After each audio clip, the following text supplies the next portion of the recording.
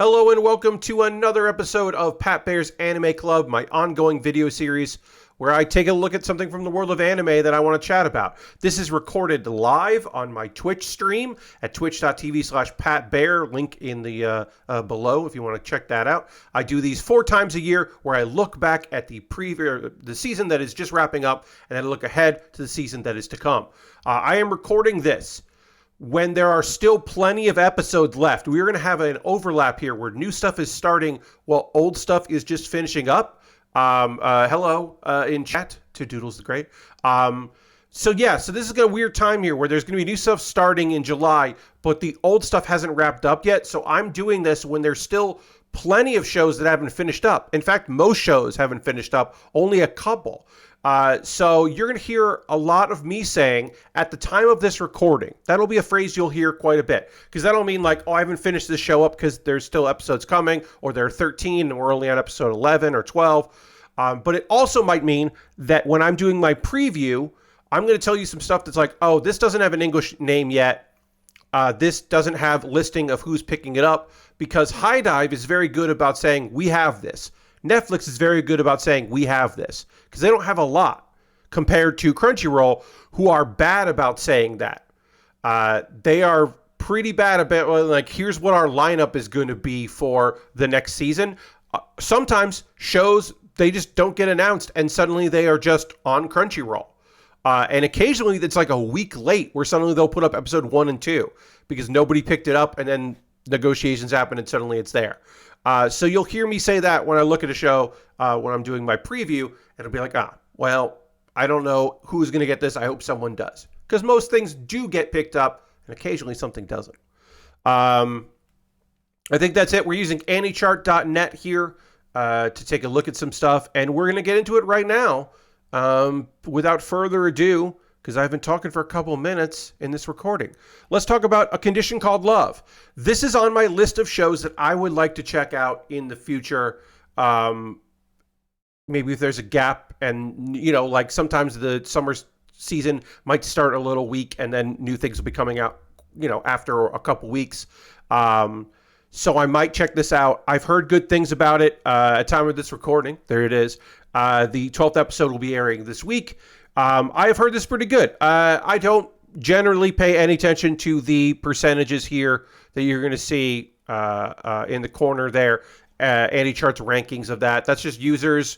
I don't know what percentage of people who watch anime use anti-chart, but it can't be too substantial. But yeah, I've heard good things about this, so I do plan on checking it out.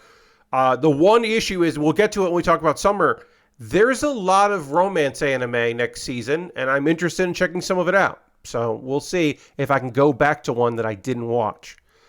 A Salad Bowl of Eccentrics. This is an isekai. Don't come at me. I do believe this is an isekai. Some people say it's not, or it's a reverse isekai, which doesn't make sense to me, because how can there be a reverse different world?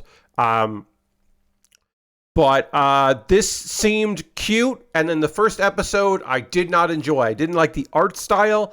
I didn't like the voices of many of the characters, and I just didn't watch it. I didn't watch a lot of the isekai this season because a lot of it was either not good or presented very poorly. So I didn't check this out. But I would certainly maybe give it no, I wouldn't give it another go. Yeah, it just didn't seem that good. And Archdemon's Dilemma, How to Love Your Elf Bride, is very cute. This is the action romance show that of the season for me. I watched the first episode, then bounced. Yes, Doodles. Sometimes you just bounce. Sometimes, look, some people say like, oh, you got to give it 3 episodes. You don't have to give it 3 episodes. You don't have to give it a full episode. We'll get to, I hopefully will remind myself to say, oh yeah, you don't have to give it a full episode when we get to the show that I bounced off like during it, going, all right, yeah, I knew I didn't like this.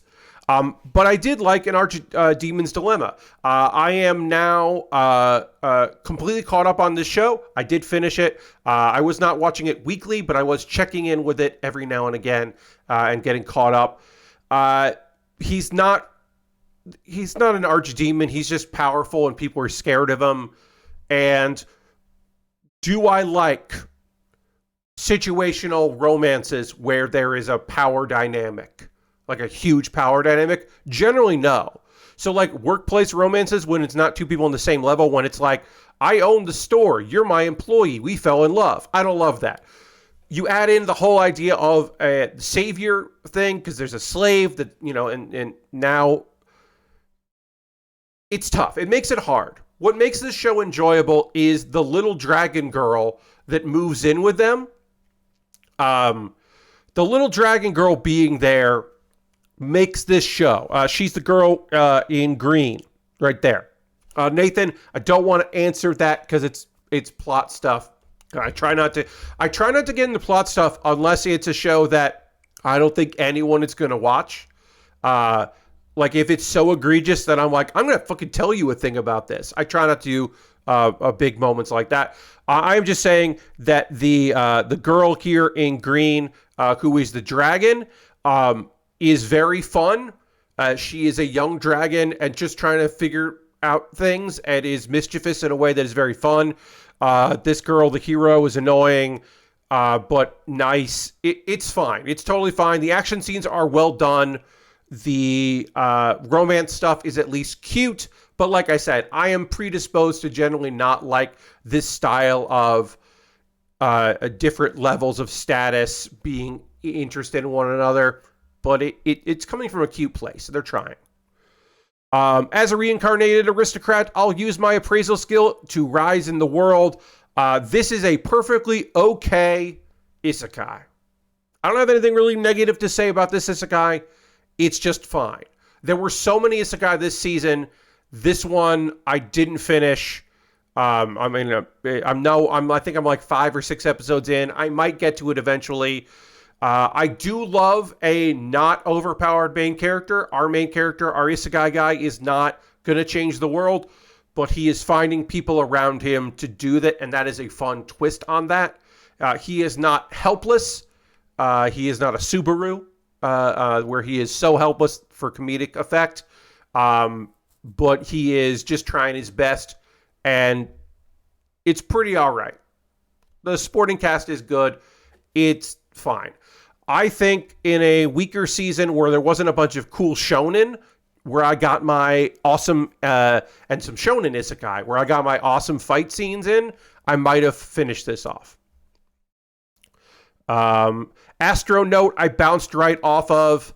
I do not like the art style. There are a bunch of characters in this that I fucking hate.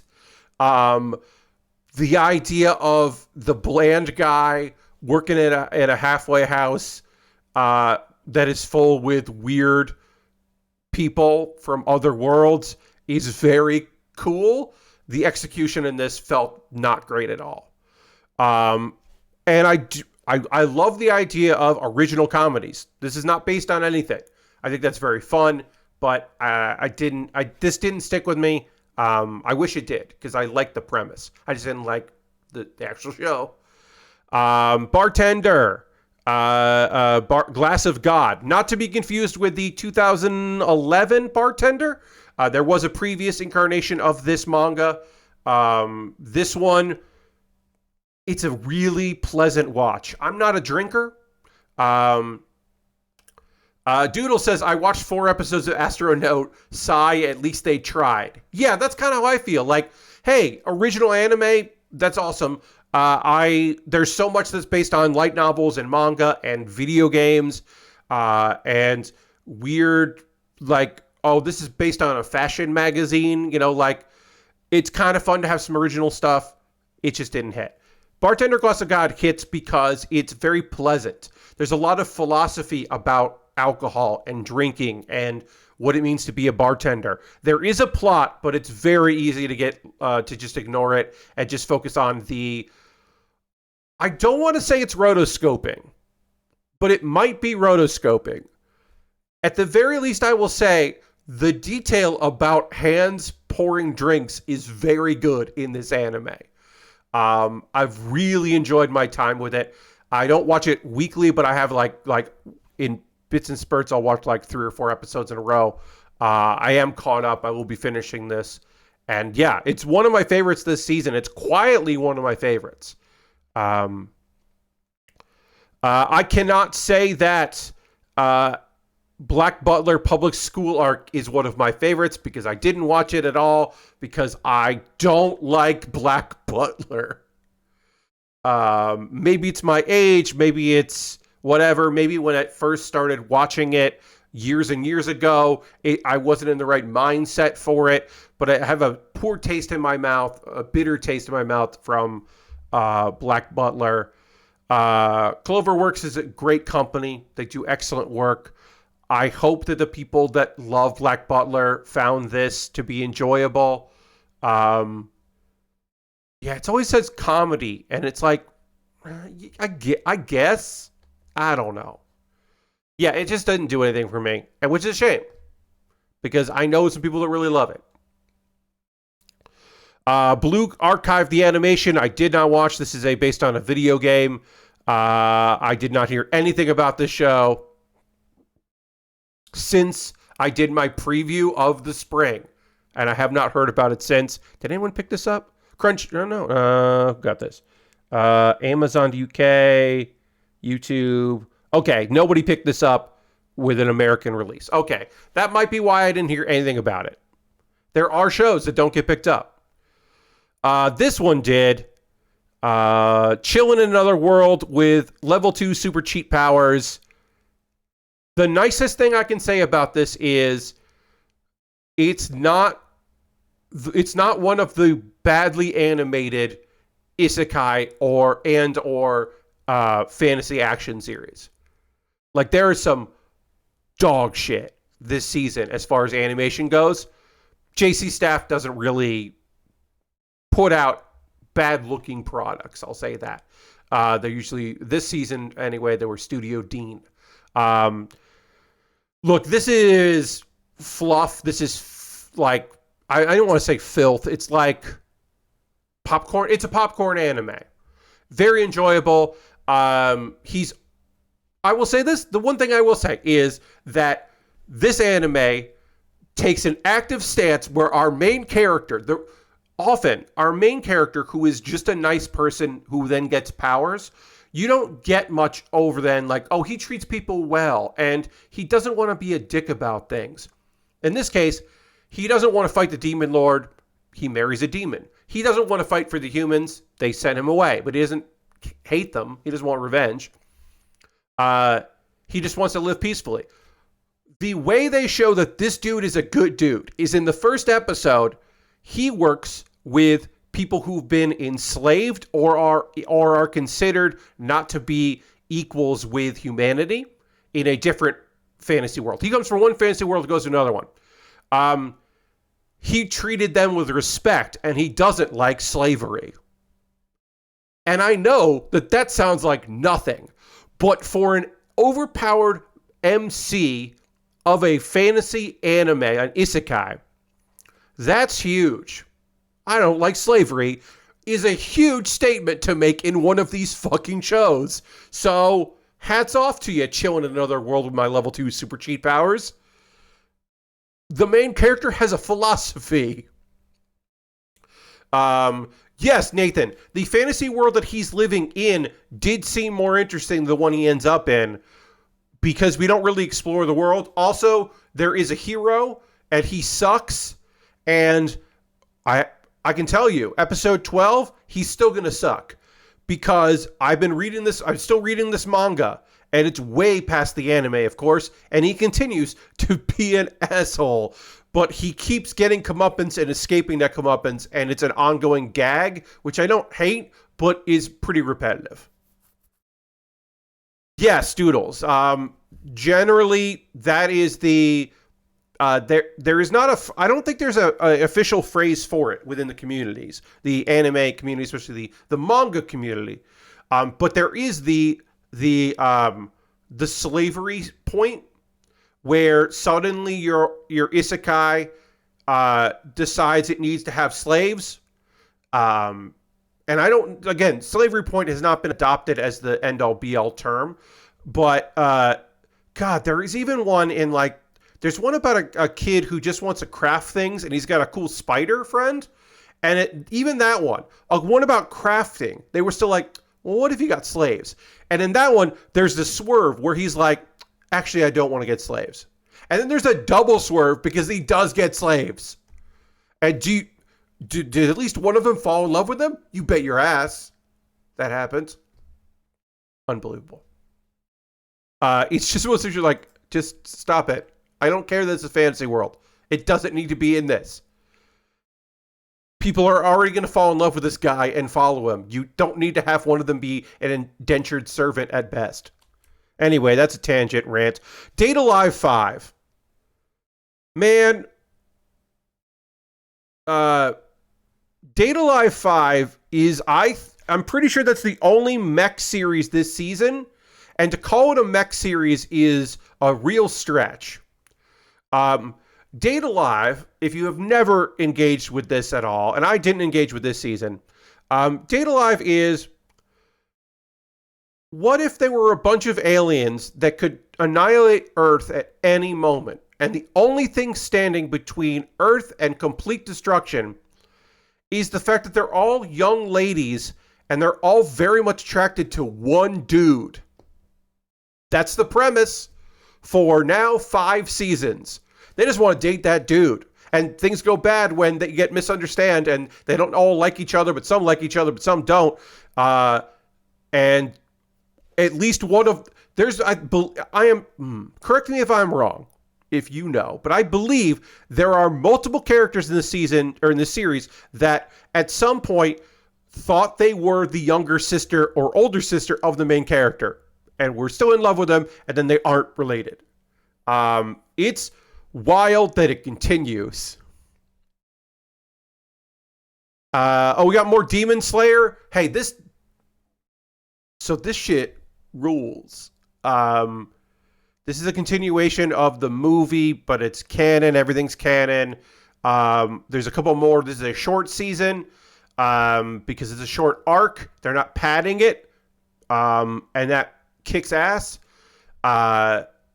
Demon Slayer is one of the weirdest modern success stories in anime, because Japan was gung-ho, right? Japan was gung-ho from the jump. They loved the manga. They were interested in the anime.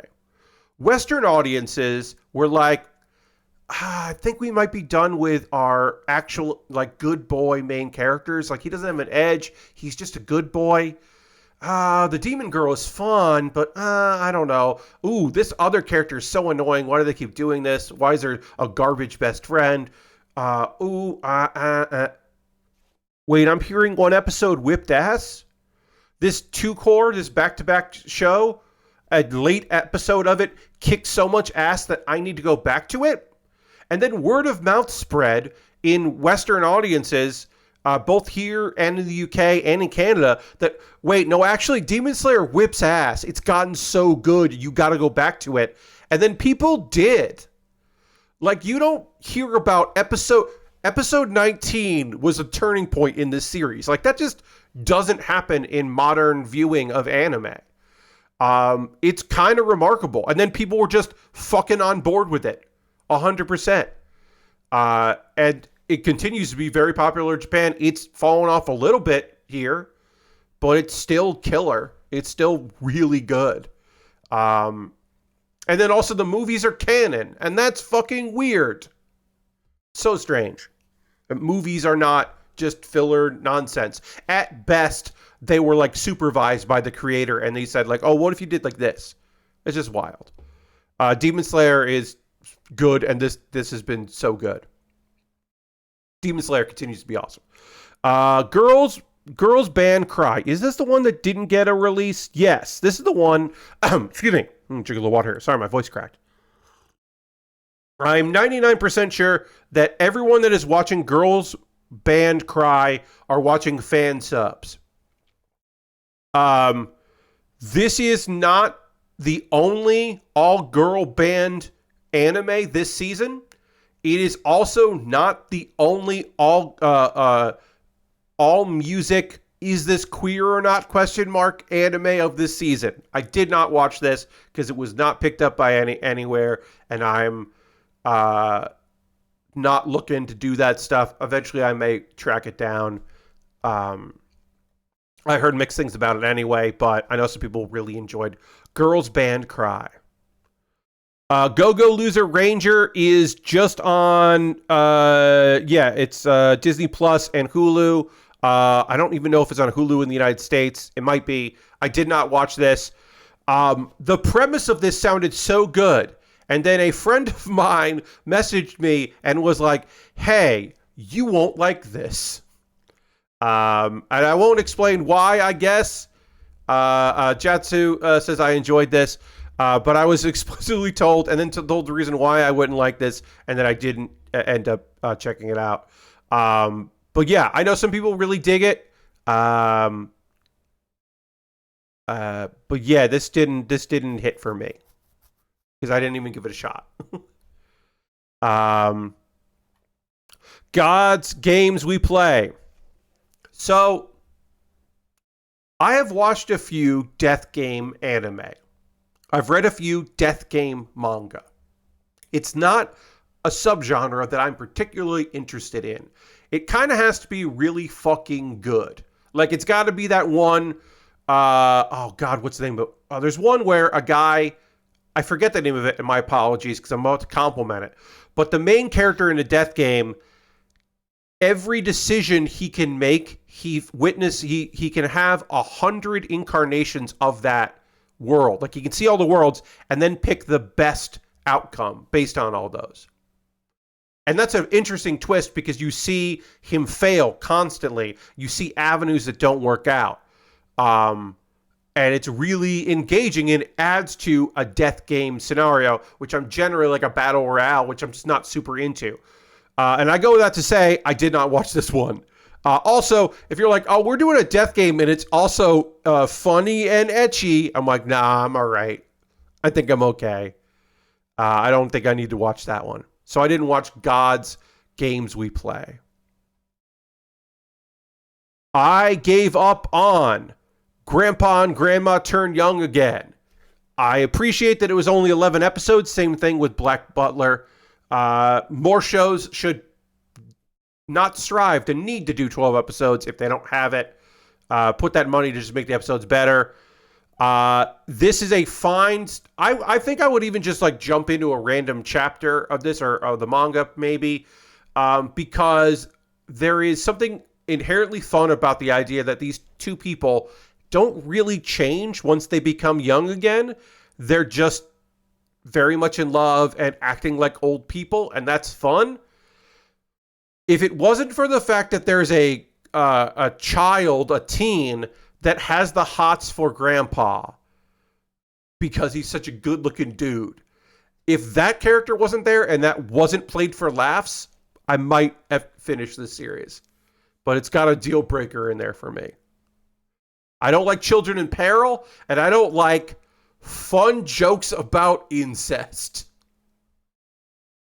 Those are things I don't like in my anime. High Speed Itoli is a show that I watched a whole episode of. I watched one whole episode of this. The first episode, they don't say the premise of it. They don't say the characters' names. You don't know who the main character is. It's about racing. The premise is kind of fun. A girl who's very good at video game racing gets a job driving in professional racing. And she's not good at it immediately because she's never driven before. This one episode, yes, I did suffer. This one episode has so much... I don't know if I've ever watched an anime that has so much exposition that means nothing with zero context. Because it's like there are people on the racetrack talking, there are commentators talking for this race, but there's no... Why isn't there a fucking voiceover of the main character going like, I used to play, in high school, I played racing games, and now I'm a race... Like, just fucking give me... it's all computer generated and it all looks terrible. Just give me a fucking voiceover. This isn't based on anything. You don't even have like fans of the manga or the light novel who know all this shit. Nobody knows anything about your dumb anime. Woof. It's bad. All the cars are CG, and the interiors are a blend of CG and digital. And I'll never get that 22 minutes back. Woof. I did not watch this. I don't know if anybody get this. Nobody picked this up. Nobody picked this up. A music slice of life. That's generally not my jam anyway. And again, nobody picked this up. I was reincarnated as a seventh prince so I can take my time perfecting my magical ability. I'm the one who's wrong here. I'm going to say that right now. Because I watched all 12 episodes of this. I have started and stopped and restarted the manga many times. It's on purpose drawn that way. And the anime, because I've said this before, the anime captured the art style of the manga. And the light novel source images and all that. But I don't like the art style.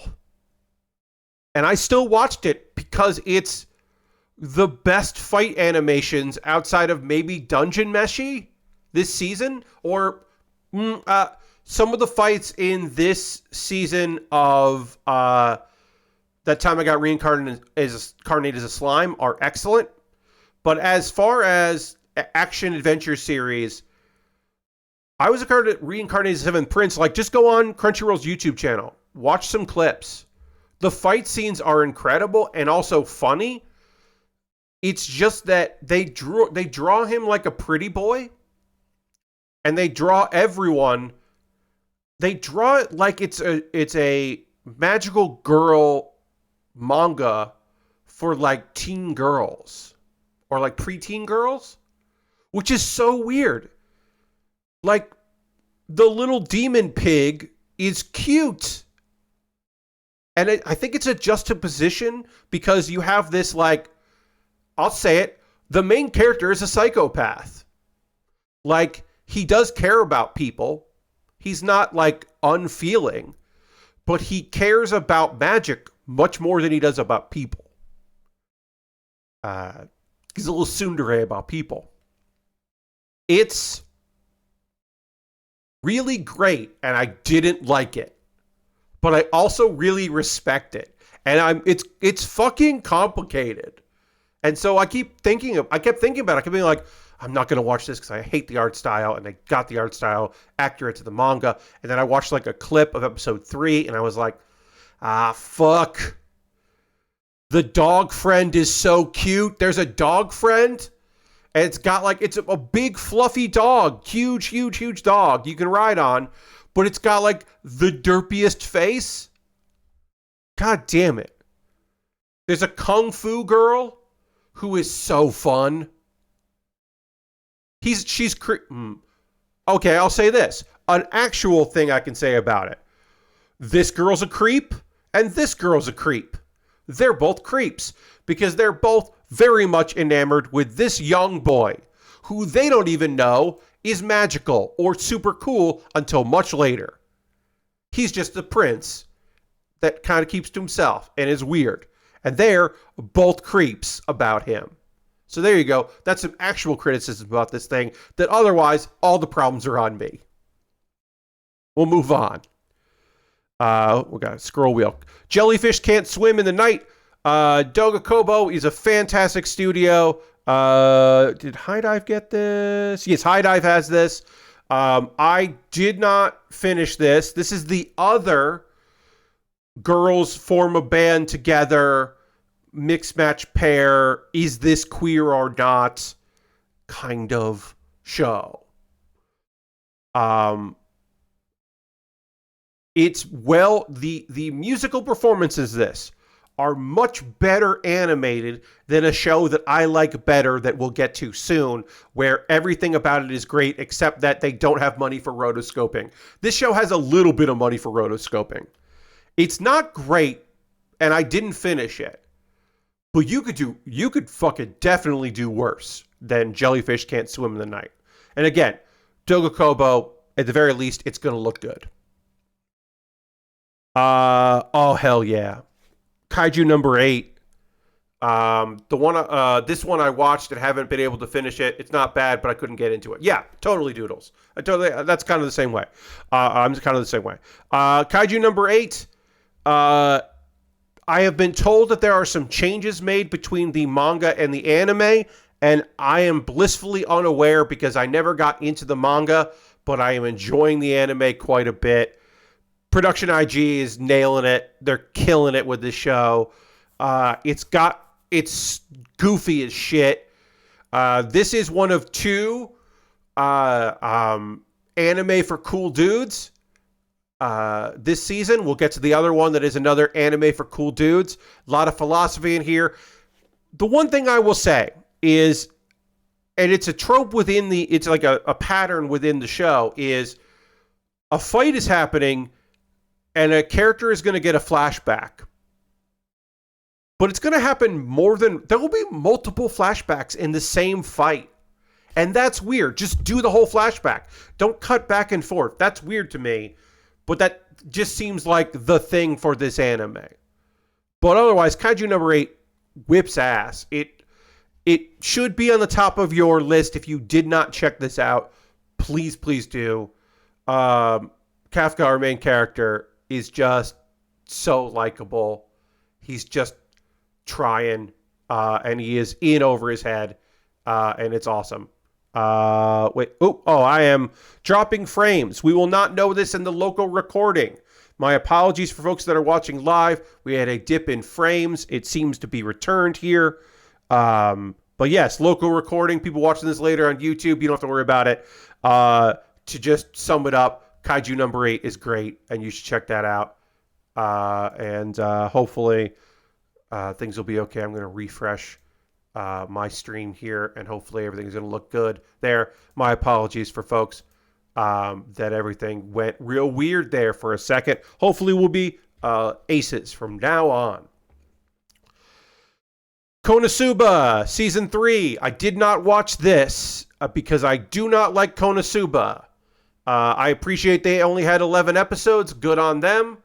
I know some people love Konosuba. This is the blend of comedy, and I don't like this mangaka.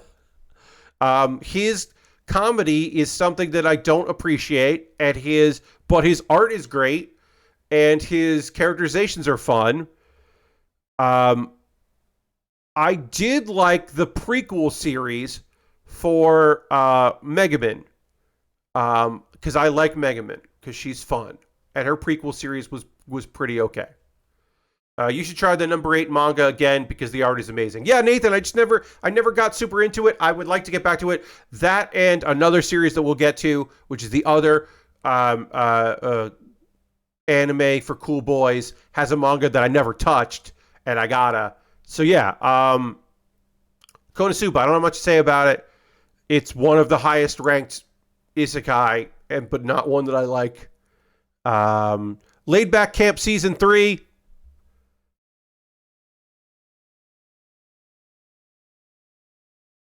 I don't forgive them, but I don't hate it as much as I did when it started. When you hear that a anime is going to have a new studio for its 3rd season, and it hasn't been that long since the 2nd season, but there was a little bit of a gap, not a big gap, that they were going to have a different studio, different director, different people in there. That can be worrying. And you want to psych yourself up and you go, well, it'll be okay because it's lovely and there's a lot of detail and it's so fucking popular. Laid Back Camp increased camping in around Mount Fuji. Like, people in Japan were like, camping seems pretty fucking cool. All right, let's do it. Like, it literally had an impact. So they wouldn't fuck it up. I just think 8-Bit, the company, was in over their heads. Some of the characters barely move in scenes. Some characters, their mouths barely move. There are a lot of cuts to hide the fact that characters are not engaging with their backgrounds. Some of the backgrounds are real photos with a water brush effect added in Photoshop or After Effects. And it doesn't look good. It hides the fact that it can't pull off the backgrounds with sound effects sometimes.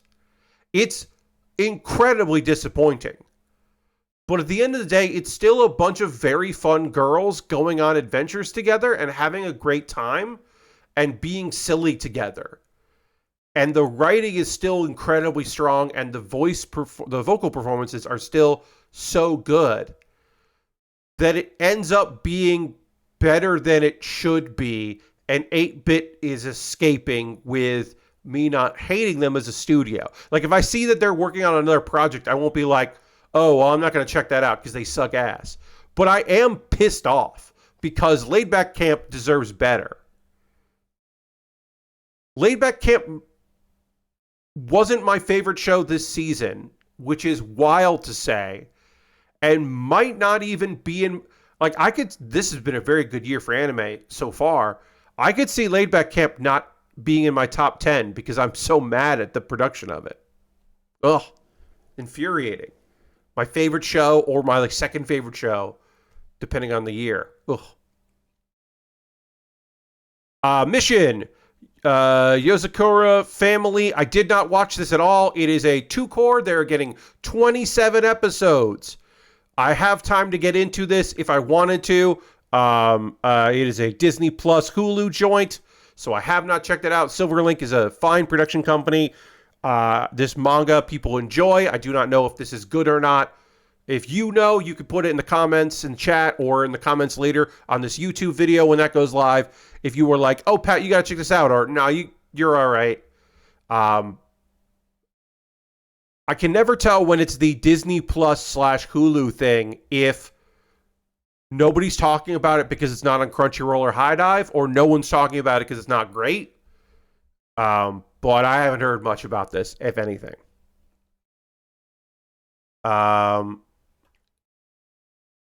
Mushoku Tensei Jobless Reincarnation Season 2 Part 2. Oh, you forgot it had an anime. Yeah, I mean, there's a lot of anime this season. Like I said, spring season, we are in the M's.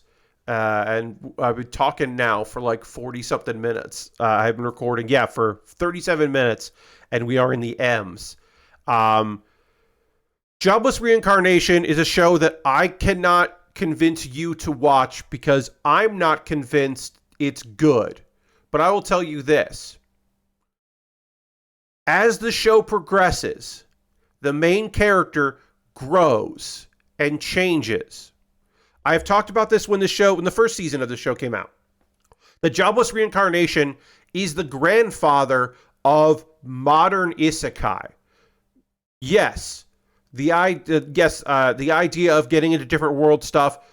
Sword Art Online certainly had a big deal when it comes to anime, of people being like, oh, I could try this stuff out, even though that's a death game anime and not a isekai, whatever. But as far as light novels go and manga goes, this is the one.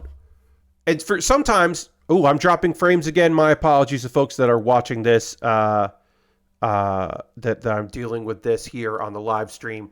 Those watching later won't be dealing with this. My apologies. That is random. I'm probably going to have to refresh everything before my next stream. Anyway, some of the stuff that people learned, they learned because this one was a bumpy ride.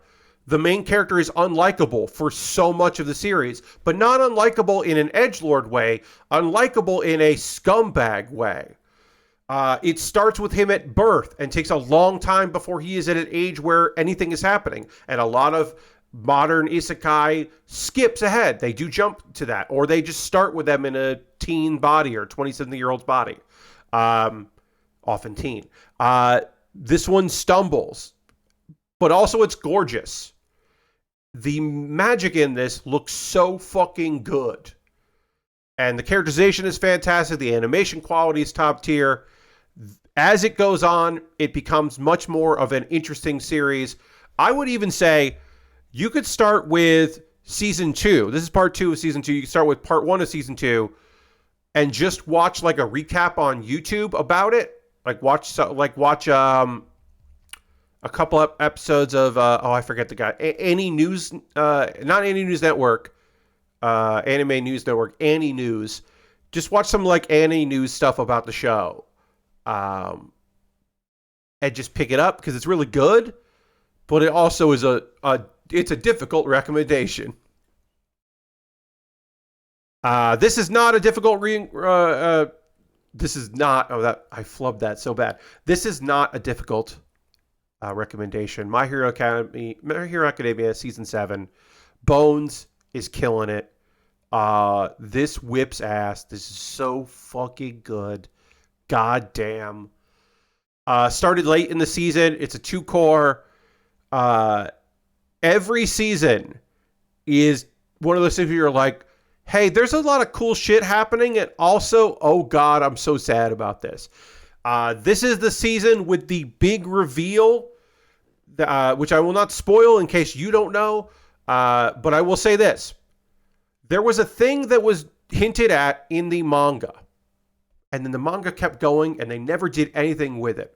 And the anime came out, and people were like, oh, let me get manga spoiled and find out. Like, there's a spy. There's one of the students is a spy. Let me check out the manga. Let me check out a wiki because I'm anime only. And then they found out the manga never got to it. They just never explained it. And then the mangaka of My Hero Academia was like, oh yeah, I forgot about that. I just never did it. I just never introduced that. I forgot about that. Thanks, anime, for reminding me. That's for shoot. That's a real thing. That spy has been revealed. And then they did some cool shit with it. Is it as big to me as the reveal that as our boy Deku started unlocking more powers of One for All, that one of his powers made him fucking Spider-Man? I've been sitting on that for anime only watchers, like when that season was starting, and I was like, there's some cool shit with Deku. Midoriya has some cool shit in this season. Yeah, one of his powers makes him basically Spider-Man. It whips ass. This one is fucking heavy. This is again heavy. It's real good. Mysterious Disappearances. I did not watch this. I don't know anything about this. It did not seem interesting to me. I do love the idea of she's not a true novelist, but I love when novelists become detectives. That's just fun to me. That's just a fun, reoccurring theme in media that I enjoy. But I did not check this out. Oblivion Battery. This is so weird. Mappa did like a comedy sports thing that I just didn't watch because I don't care about baseball. It's a weird choice for Mappa. It's a very strange choice for them to be like, yeah, we're going to do a sports anime called Oblivion Battery. Like, if you heard Mappa is making something called Oblivion Battery, you would not think it's that, based on their recent track record. Studio Dean did a bunch of garbage anime this year, and this is one of them. This is the anime that I stopped watching about halfway through because I started... I read the manga of this, several chapters of the manga. This is an isekai. I got several chapters into this manga before I realized, oh, I don't care about edgelords anymore. This is a motherfucking edgelord. And their interpretation of this is it's like a bunch of scenes it's just like a diary of a man that became a monster that just wants to kill and eat things to become stronger and have sex with women. And for the most part, those women are psyched about it. But I'm fairly confident as the series goes on, they abandon that point as well. And I don't think that that's good. And I don't think that this is good. Studio Dean has much to answer for. This shit is bad. Don't watch Remonster. Rinkai, I did not watch. I don't think... Yeah, nobody picked this up. I did not watch this. Jetsu, yeah, kind of. I don't know. Okay, I'll tell you this, Jatsu. Remonster is what you get if Rimuru sucked. Because Rimuru gets powerful by devouring things and taking its power and getting stronger. What if Rimuru was a piece of shit? That's Remonster. Didn't know I watched Shadow vs. Flame. The only other mech series this season, I did not watch it. Did anybody get this? Yeah, okay, that's right. Nobody got this one. They have a Facebook page. Weird. Nobody picked this up, even though Projection IG worked on it. But again, hey, if you're new to anime, when you see this amount of production companies working on a thing, get it. Don't worry about it. And when you see descriptions that have like English words in parentheses, unknown is a mysterious enemy that appears suddenly after a long time. The Evolutionary Railway Development Agency.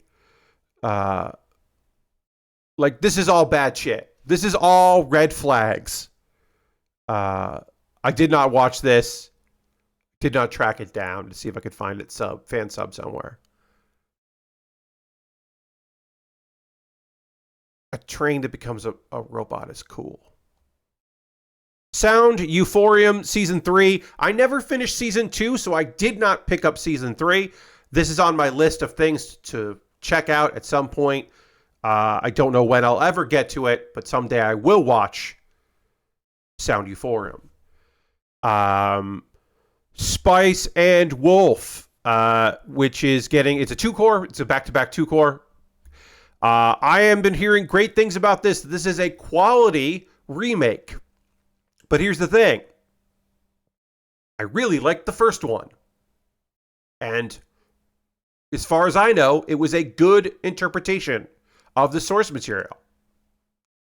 So I didn't watch the remake because I liked Spice and Wolf, but I don't miss Spice and Wolf so much that I needed to see it again with 2024 animation. But if you've never seen it, this seems like a good way to get into it. Studio Apartment, Good Lighting, Angel Included. I did not watch. I think you can guess why I was not interested in this romantic comedy about people living together who are all mythical people that like the main character for no apparent reason.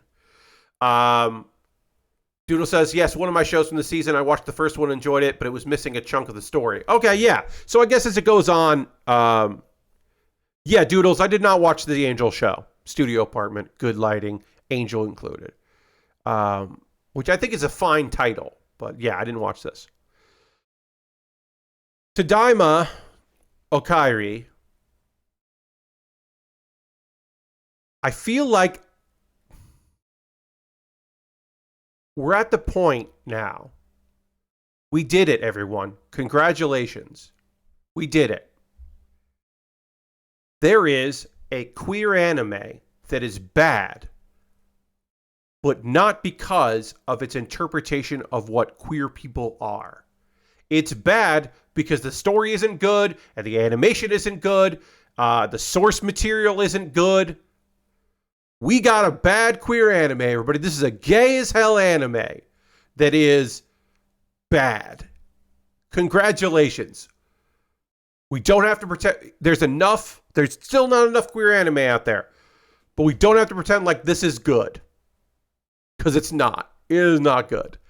I think I got like 6 episodes in on this. Yeah.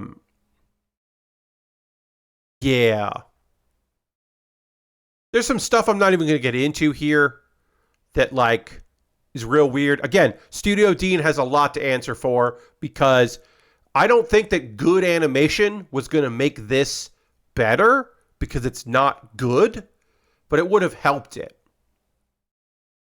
Yes. Nathan, this is an Omegaverse anime. I am not going to get into what that means. Someday I might. I'm not doing that on this stream. But you're right. Yes, this is an Omegaverse. This is not bad because it doesn't understand gay people. It's not bad because it hates gay people. It's bad because it's not none of it is good. It's just a bad adaptation of what I don't think is particularly great writing. That Time I Got Reincarnated as a Slime season 3. Oops, scrolled right by it. Scrolled right by it again. This shit rules. Damn. Come on, mouse. There we go. This shit rules. This shit rules. One of my favorite shows this season. It started off a little slow, but not that slow because it is it's season 2, part 2. So season 2, part 1 was kind of slow and then picked up. The fight scenes have been incredible. There are moments of we know things that the main characters in this show don't know. And they're starting to know the shit that we know. And that's always great for me personally. When it's just like, oh, we know that guy fucking sucks. And you're starting to understand that guy fucking sucks. Hell yeah. Oh, we knew that guy was trouble. And now you know that guy's trouble. Great. Thank you. Diablo, stepping up. Just like, what a great character. Getting to do cool shit. Good fight scenes. Multiple instances of Hinata, who is a underrated character in That Time I Got Reincarnated as a Slime. Because she is an otherworlder and from Japan and near the same era as Rimuru, she can appreciate things that other characters that we've met who are otherworlders couldn't, because either they were villains or because they they were from a different era of Japan. So when they there's a bunch of different scenes where she's eating food that she can't believe he's already produced. Like, that's her thing. He's like, you already have these things? Like, you haven't been here that long. It's very fun. This season has been kick-ass. Animation quality is great. 8-bit. They obviously put all their money in this and didn't put any money into what do you call it? They didn't put any at all money, it looks like, into Laid Back Camp, but they did put money into this because it did turn out well. And so I am happy that Time I Got Reincarnated as Slime season 3 has been great. And it is even though it is part 2 of season 2, it's a 2-core. That don't make any sense. But yeah, we got more Rimuru shenanigans. It's been real good. The banished former hero lives as he pleases. Again, Studio Dean has much to answer for. This shit sucks. This is a bad version of a not great manga. It looks awful, and it cut a bunch of stuff out of the manga to pick up the pace, but then it just feels empty. And I got through, I think, 2 episodes before I was like, Alan, I don't give a shit about you. Not worth it. The Duke of Death and His Maid season 3.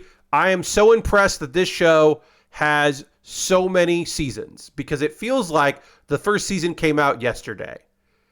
I did not enjoy the first season, so I never watched the second season. Obviously, I have not watched the third season. I am happy because I do know people really like this. But yeah. Again, I'm predisposed to not be interested in romances around a different status, like your boss employee that turns into a romantic relationship. I'm predisposed to not be interested in that. The Fable continues. I did not like this manga. I have not watched a moment of the anime. This is again a Hulu Disney Plus. So I did not go out of my way to try to track this down. But again, I don't really like the manga, so I like the premise of the manga, but not the execution of the manga. We got to get into new anime soon, so I'm not barreling through this, but I'm trying to go. I do not watch any of the Idol Master shows, so have not watched that. The Irregular at Magic High School season 3. We are almost done with this season. It has taken so long to be anything. It has not had the major manga spoiler has not happened yet in the anime. This show is another show that is very difficult for me to recommend. As the show progresses, they have less scenes where our main two characters flirt with each other. They flirt with each other far less than they did in season 1. Those two characters being brother and sister. The high school uniforms are still incredible. They just look great. This is a show that's best enjoyed in clips of the main character, Tatsuya, just whipping ass and being pretty much a perfect killing machine. You can find a lot of clips of this show over the years. There's a side series from Miyuki's perspective that's not bad. Again, this is not worth your time, really, but the fight scenes are really good, and 8-Bit, again, put some effort into that. I hate that I'm saying 8-Bit is just the wrong studio for a fun slice of life with young ladies, because they only seem to be good at action shit. Connect put out The Many Sides of Voice Actor Radio. I still cannot tell you if this show is queer. At the time of this recording, I do not know if this show is actually queer or if it is just queer baiting, but it is fun, and you don't see a lot of shows about this side of voice acting. And by that I mean the side where people are struggling to do well. So it is an idea I really like. I love the idea of going the wrestling route with your character portrayals, where you're like, okay, well, I've been pretending to be someone that I'm not, but I can't just be myself, but I can be a version of myself that is like me turned up to 11, but that still feels better than being a complete lie. And then also maybe my friend and rival I'm in love with, maybe? I don't know. This one's very fun. If you have not checked this out, I do think Many Sides of Voice Actor Radio is worth your time. Because, there's just something about it that really gets me. Misfit of Demon King Academy 2, Core 2. I'll tell you this, friends. I stopped watching this when season 2 they switched voice actors, because the voice actor of the main character, Anos, that voice actor was in a scandal, and it sounds like it was appropriate for him to be taken off of the project. Okay? But the new voice actor isn't the same. It doesn't sound right in my head. This is a thing that someday I'll go back and I'll watch all of season 2, because this is, again, Silverlink does a good job. They're a great studio. But this show, like, the first season was like fine, and I can't particularly be interested in the second season. I don't think this needed a 2-core second season of Anos Voldegod. Yeah. Oh, Newgate. Oh, Newgate. Let me scroll back here.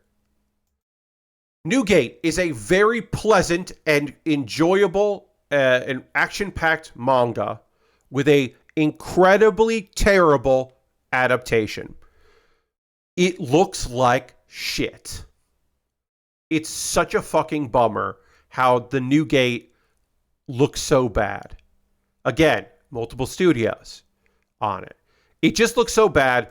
Is the Newgate the best manga I've ever read? The best isekai I've ever read? No. The premise is basically like it's an overlord kind of thing of, it's Sword Art Online means overlord, where overlord is I played a video game and one day I was in the video game, right? There are plenty like that. Overlord is just an example. But the world we don't see is, before the anime starts, is that our main character beat the death game and saved all of the people that hadn't died. It was a Sword Art Online style, you can't escape death game. Or Log Horizon, whatever. He won that. And then he wasn't able to log out. And instead, he's in the future in a world that is now real with some of the NPCs he created. And he's just kind of like trying to figure out what happened. And then he also gets involved in a lot of bullshit there. But it's not like he doesn't have like memories of the game. He's just an overpowered main character. He's like the best humanity has to offer. He's a demigod, basically. But the animation quality is ass. And it's clearly nobody's like number one show. And it's a bummer because, like I said, it is a fun premise and I like the manga. But I can't recommend this. Tonari no Yokai-san is good, but I haven't finished it. Obviously, at the time of this recording, episode 12 of 13 isn't even out yet, but I'm like on episode like 4 or 5. This show requires, to me anyway, homework because it doesn't do a great job of explaining to a person who did not grow up with these legends and myths and yokai what these are about and what twists they're doing on them. So I found myself watching this show and taking notes when I was covering it, which I stopped doing because I realized it was taking me like an hour to watch an episode because I was going to Wikipedia, I was going to other encyclopedia stuff, I was looking up. There's some great resources out there for legends and myths and yokai if you want to, do that research. But I felt like that I was having to do too much research. And I don't even mind the fact that there's an edge of sadness. There's an edge of like desperation and defeat in it. But Doodles, you loved it. Yeah, I just didn't. I wanted to love it. I just didn't. Tonebo, I did not watch a single moment of Tonebo. I do not care about golf, and I do not care about a girl who is weirdly into golf.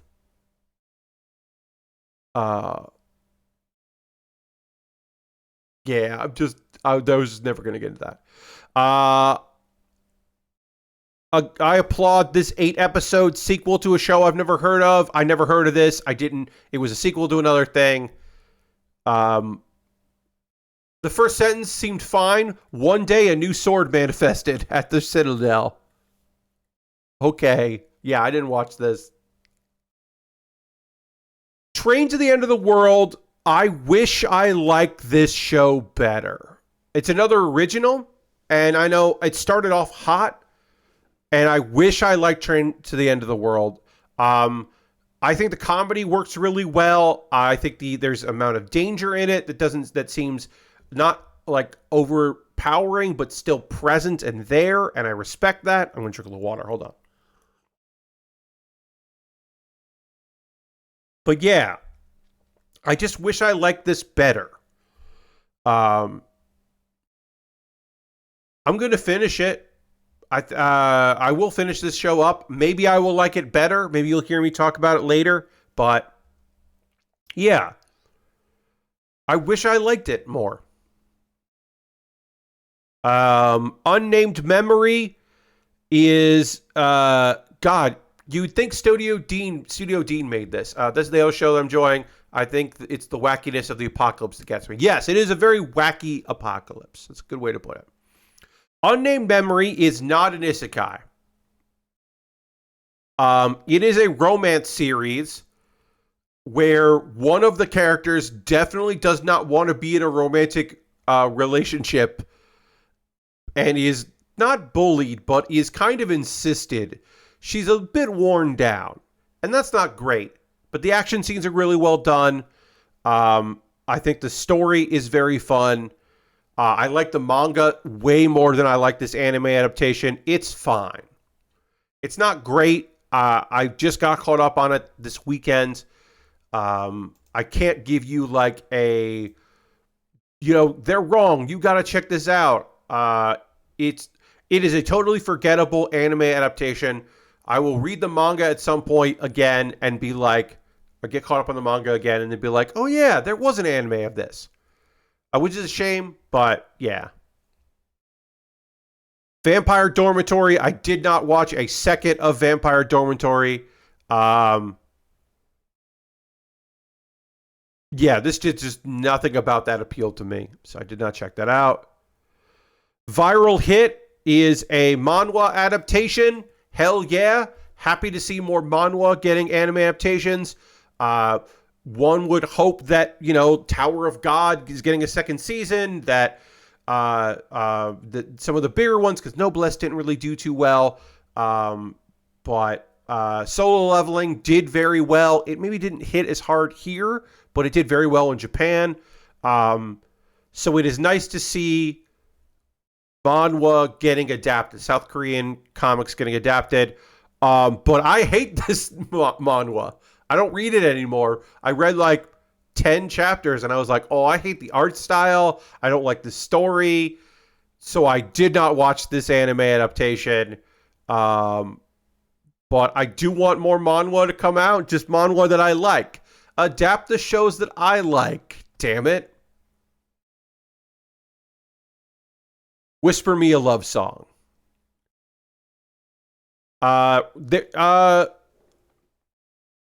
We've had 2 weeks off from this.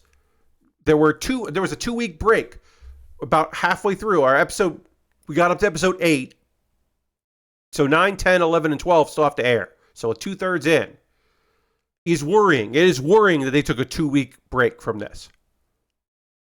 But maybe, fingers crossed, it's because there's more music coming and they're going to put more money into the music. Because this show doesn't have a budget for rotoscoping. And music is kind of important. It is mostly the story about two girls falling in love and a lot of shenanigans around that. And what does it even mean to be in love? What does it mean to date? What does it mean to be confessed to? There's at least one girl that has feelings for another girl that she's keeping bottled up. There was a bunch of stuff happening here. There's a rival band now. It's really fucking good. This is the good gay shit. This season. But yeah, they don't have any money for that. The first music we see in this, like the first montage, is just like still images over music. So they don't have any money for it. So hopefully, the fact that they took 2 weeks in between some episodes means that they maybe are making the end of the season look better. Fingers crossed. But otherwise, Whisper Me a Love Song is great. It's a real standout. Windbreaker. Windbreaker is the other show for cool dudes. This is a cool dude anime. If you want a bunch of mostly pretty boys punching and kicking each other while having intense back and forth about their own personal philosophy, this is the shit for you. A show where the main character isn't always the center of attention because he's the up-and-comer. The premise of a high school for delinquents where the delinquents care about the town and the neighborhood, they're like good bullies. They're not bullies. They're just guys that fight for a cause. Is such a fun premise. I never read the manga for Windbreaker because I thought it was about running. Like it's called Windbreaker. I thought it was a running. I literally, legitimately, honestly thought this manga was a sports manga. And so I never checked it out. It turns out, no, it's about boys fighting and punching and kicking each other and rival schools. And there's like one girl in it. I think, no, we got introduced to a second girl in the last episode. It's really good. I really like Windbreaker. I highly recommend it. It's animated. Cloverworks is just a fantastic company. And it's animated really well. It's a great story. Yeah, I'm going to have to check out the manga. I did not watch any of Yatagarashu or Gasu. There's a 2-core, so I will have a chance to watch it, but it just didn't appeal to me. None of this seemed interesting. I think Studio Pro is fantastic, but yeah, it just didn't hit me. Nathan says Windbreaker is great. It even has its own Gojo. I'm happy they finally introduced the guy with the orange fro from the opening. Yes, episode 11 of 13. They were like, and here are some new characters that we didn't get to. It maybe wasn't laid out the best as far as arcs go, because it ended it had introduction to characters, first arc. We have a couple more episodes. Oh no. But now it's building to more stuff. So Studio Pro is great. It's just I didn't watch this because it didn't seem interesting to me. And that's it for that. Let's see. TV shorts. There's not going to be anything in TV shorts for me to talk about here. I didn't watch any shorts. I don't know about it. Most of these don't come over. It's rare for shorts to come over these days. Leftovers. So we'll talk about leftovers here. This is stuff from previous seasons. And then we'll also do OVAs and ONAs. Often include stuff on Netflix. I don't know why AniChart does that, but often Netflix series stuff will show up in OVAs and ONAs. Sometimes because 8 episodes will air at once and then it'll be weekly, and they don't want to. I don't know why. That's just how they categorize things. Sorry. Delicious in Dungeon is a show that I have come to respect. I don't love it as much as other people do. It's still one of the best shows of the last 2 seasons. It was not included in my favorite shows of the spring season because I wasn't super into it. I don't know if it'll be one of my top 10 shows of the year, but I can't say that it's bad, even if I don't love it, because it's really well done. I appreciate Delicious Dungeon Meshi. I appreciate Dungeon Meshi very much. Oh yeah, we're almost done here with the second season of Tsukimichi Moonlit Fantasy. This show has been a 2-core. This took a long time for anything to fucking happen in this season. It was a school arc where he was teaching a bunch of people, and that took forever. And it takes a very long time for this good. Is this a good isekai? Is a pretty fucking cool isekai.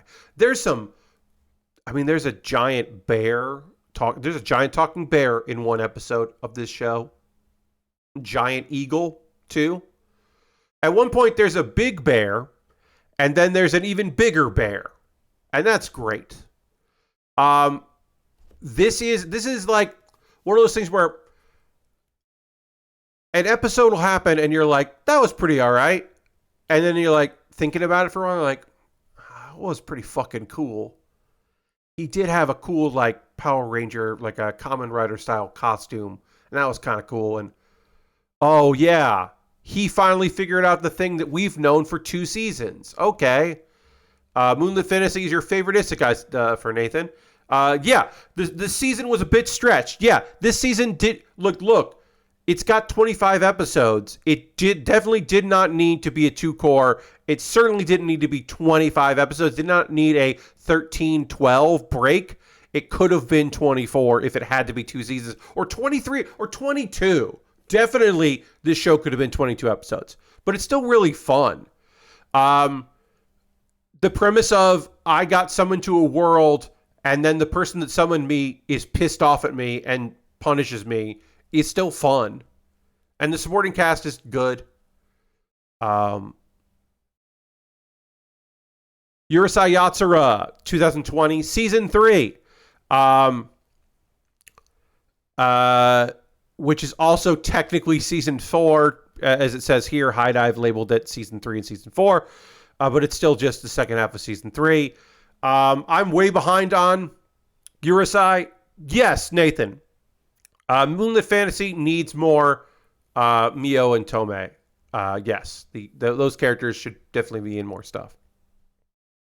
I'm way behind on Urusei Yatsura. I love that this modern retelling of it is still continuing. David Production is doing a fantastic job with it. This is still a very enjoyable series, and I'm glad that it continues. Movie stuff. Bocchi the Rock, unfortunately, is just compilation movies. Okay. So, I'm going to tell you right now, friends. I don't know what the fuck's going on with Dead Demons Destruction. I know there's movies that are a setup for the show and a bunch of episodes dropped of it, I think, but I haven't watched any of it. I don't know what's going on with Dead Demons Destruction. I don't know. We'll get to more of that soon, but I don't know what's going on there.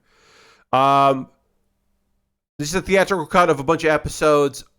They keep making not new Gintama stuff, new versions of old Gintama stuff. As part of the anniversary project. Iris the movie, Full Energy, I don't know. This looks cool. This looks fucking really cool, but I haven't seen it. The movie stuff. This also looked cute. Yuri is a show that I like. You could just watch any episode. You don't have to watch all of them. So it's kind of fun to have a spin-off of that. That isn't... I think there's a fantasy spin-off of Yuri too. I don't know. There's a lot going on. But yeah, I didn't watch any movies. Okay, we'll go through this quickly. There was a one-off crossover between Baki and Kengan Ashura. I have not watched that. I'm very behind on my Baki. But true sickos, appreciators of Baki, you've probably seen it. I hope that was a fun crossover for you. Kengan Ashura is fucking wild shit. That's some wild shit. Blue Lock had some extra stuff. I didn't watch this shit at all. It's on Netflix. It's a fighting tournament that the art style didn't look good, so I didn't watch that. Oh yeah, there was an extra OVA, part of the fourth movie. That's cool. That looks fun. That's for kids. Haven't seen it. Let's see. My Oni Girl. Have not watched that. It does look neat.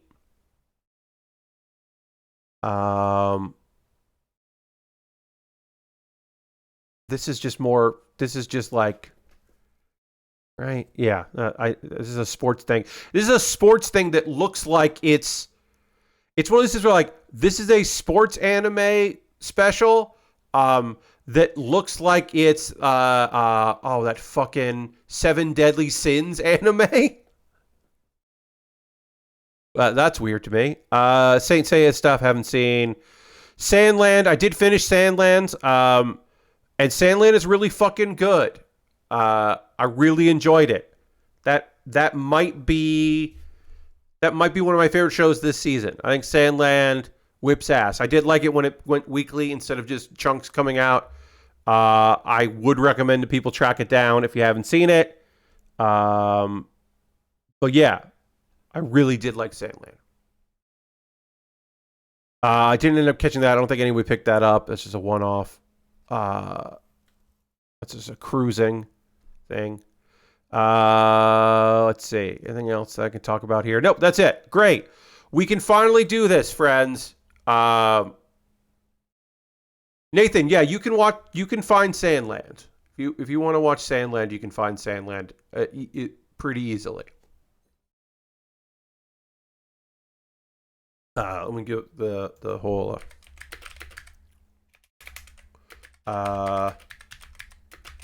yeah, let me just yeah, you just, if you wanted to, you can just watch it on Hulu if you want to watch that.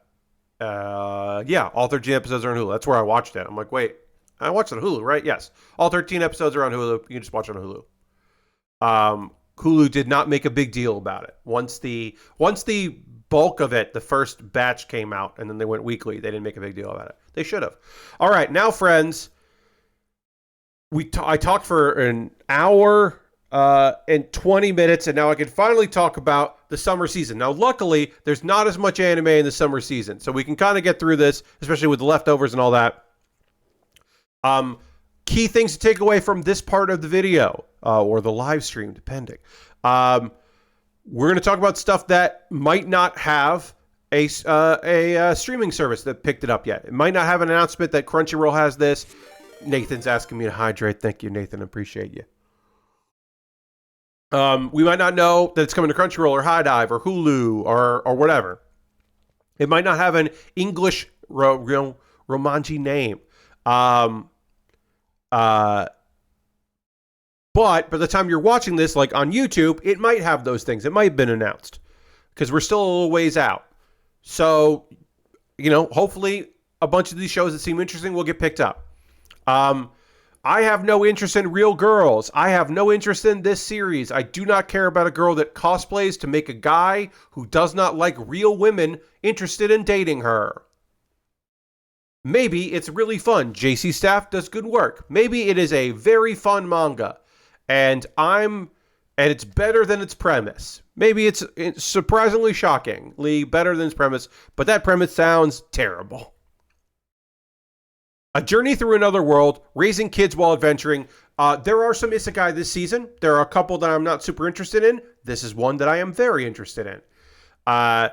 There was a weird rush there where there were fantasy series where a main character was raising twins, and there's like 6 of them, and I don't know why. This is one of the good ones. But yeah, this dude just like has a bunch of skills, and he finds like a couple kids, and turns out those kids are really strong. And we're going to find out why they're very strong. And it's cute. This is a cute one. Crunchyroll has this. I'm very happy they have this. A Journey Through Another World, raising kids while adventuring. It's one that I'm excited about, especially when it comes to isekai. Alia sometimes hides her feelings in Russian. This is a Doga Kobo. There's a lot of romance comedy shows this season. This is one that I'm sort of interested in. I've read a little of the light novel, actually, and was interested in it, so I could see myself trying to give this out. Because the idea of she's only comfortable when she's speaking Russian, but he can understand what she's saying is a great premise. That's a great start to a series, right? So I am going to give this a look. And again, good studio for this kind of story. Atri, My Dear Moments. I am not interested in this at all. Guy ends up in debt and meets a robot girl. I don't think I want to watch this one. It's based on a visual novel, and that's cool, but not necessarily for me. Boku no Tsusama wa Koju go na. This has not been picked up by anyone. This is it. Hey, guess what? Let's see. Whoops, sorry. Scroll wheel is being... This one is a robot girl. This is a robot woman. Can a guy and his robot employee fall in love? Do I want to know? The answer is no. I don't want to know. It's just not a premise I'm interested in. Bye Bye Earth is... I don't think this is an isekai, but I also wouldn't be surprised if it's an isekai. I'm going to actually look this up. Bye Bye Earth. Let's see. Is this an isekai? Does my anime list say that this is an isekai? I'm looking over here. Okay. It does not seem to be an isekai. But also when it says Bye Bye Earth makes me think that, oh, this is just like a big passage in time. Yeah, genre does not list it as an isekai. So I guess it's not.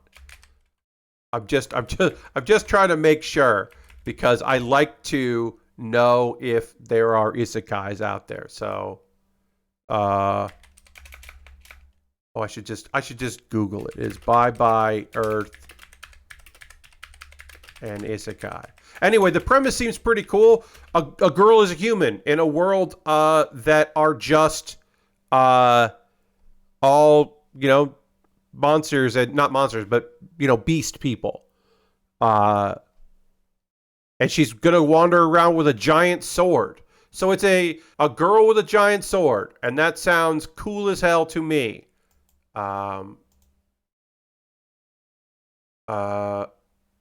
Doodle says, I'm watching Bye Bye Earth since the plot line falls in my interests. Not isekai, might be Yeah, I mean, it says Bye Bye Earth, so it could be post-apocalypse, right?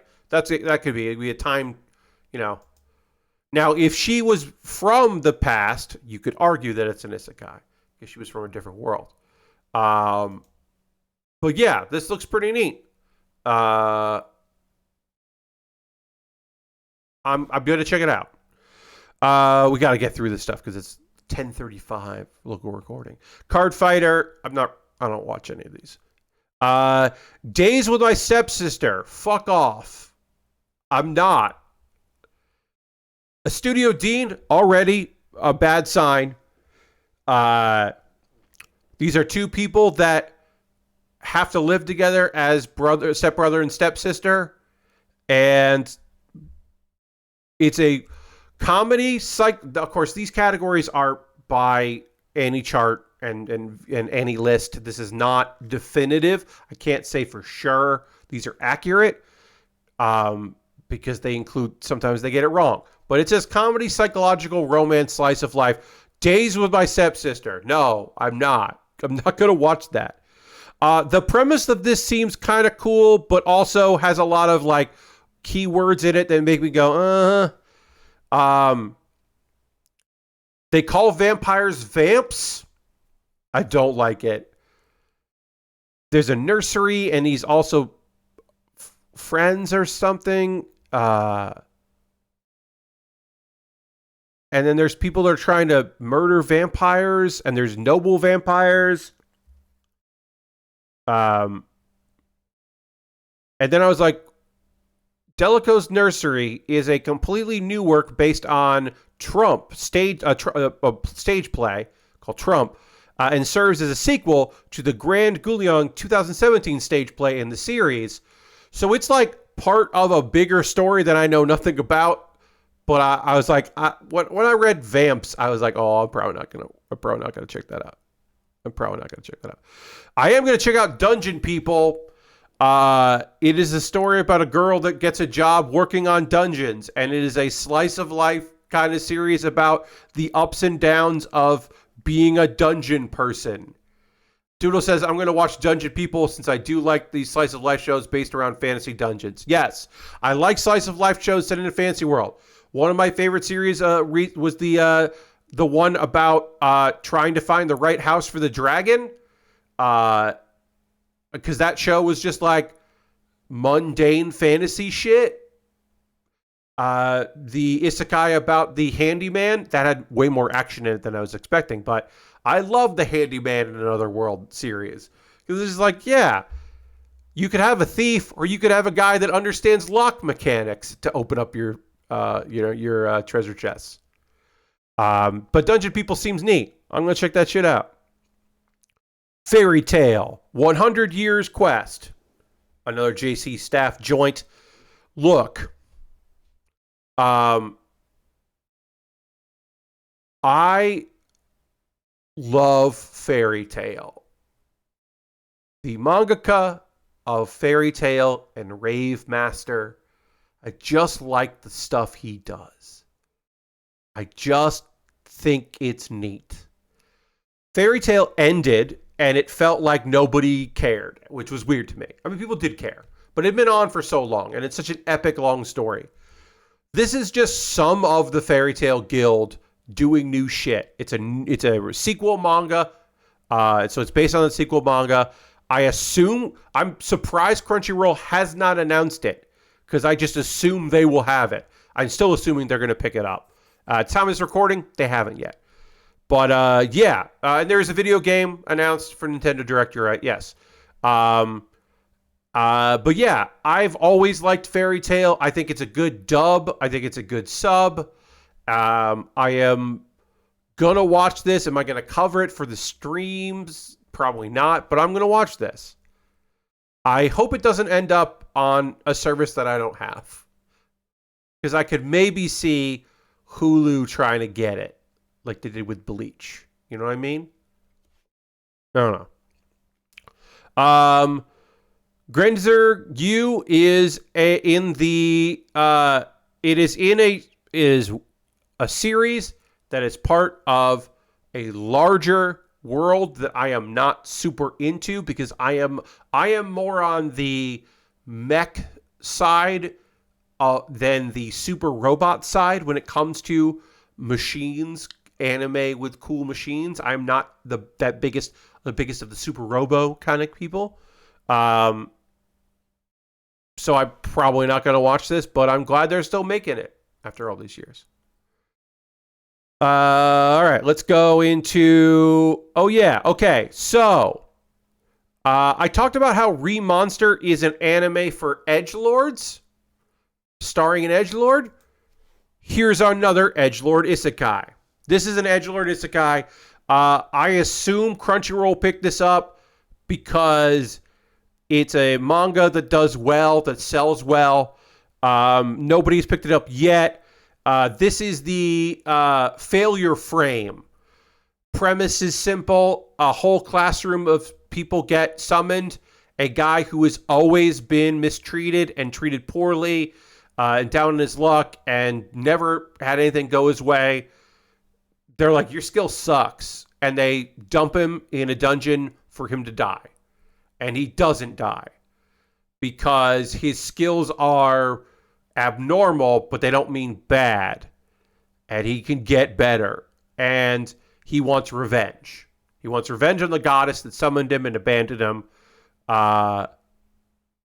And he is joined by some cool people, including a leopard person. And it's not good. It's not a good manga.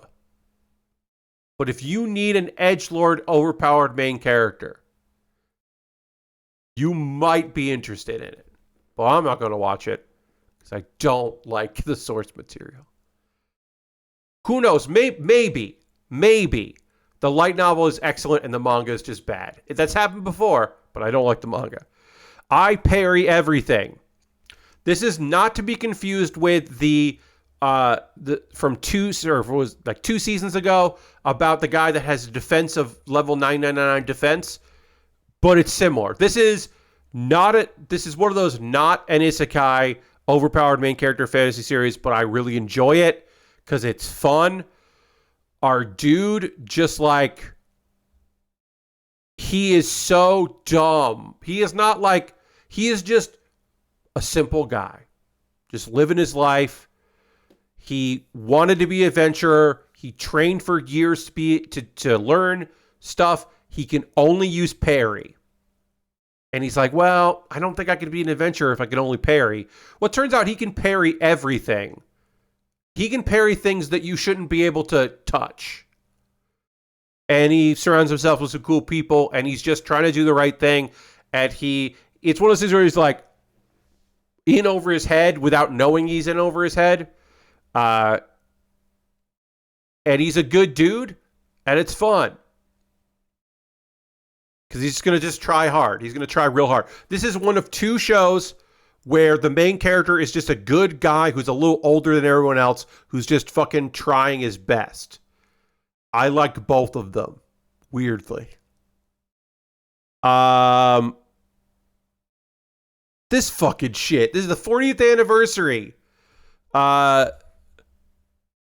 Kinnikumanum has a fucking anime coming out this year. Production IG is doing a fucking muscle anime. Nobody has picked this up yet. I don't know if anyone will. I'm thrilled that it is going to exist. Love is Invisible by Twins is a romance series where twin girls both like the same guy. And I'm not going to watch it. What's this one? Oh, this shit. Yeah. This is my most anticipated isekai this season. The manga of this is so good. No one has picked this up yet at time of this recording. I hope that someone does. Please, please, please. I want someone to pick this up. It is just a girl who is just a slow slice of life. Dahlia in Bloom. Yes. Is just a slow slice of life about a girl who just wants to make things. She wants to use magic to make things because that's what her father in this world did. She was make magic tools. And she's excited about magic tools. And there's like a lot of it is about her coming out of her shell and dealing with real life stuff and maybe falling in love, but also like being very excited about somebody made an air conditioner, you know? It's just a very fun slice of life that has some sadness to it. There's some nutshell parts, but it's really good. And I'm so surprised that it's getting an anime adaptation. I hope the animation quality isn't bad, but I'm going to watch it no matter what. And I hope somebody picks it up. Too Many Losing Heroines. This I could see myself watching. Crunchyroll's got it.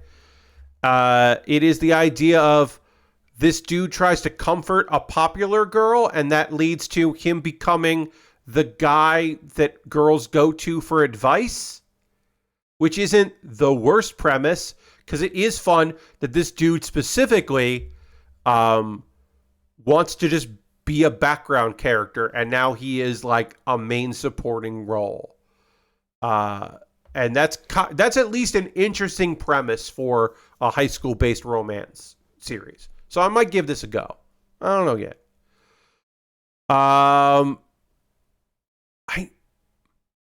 Mayonaka Punch.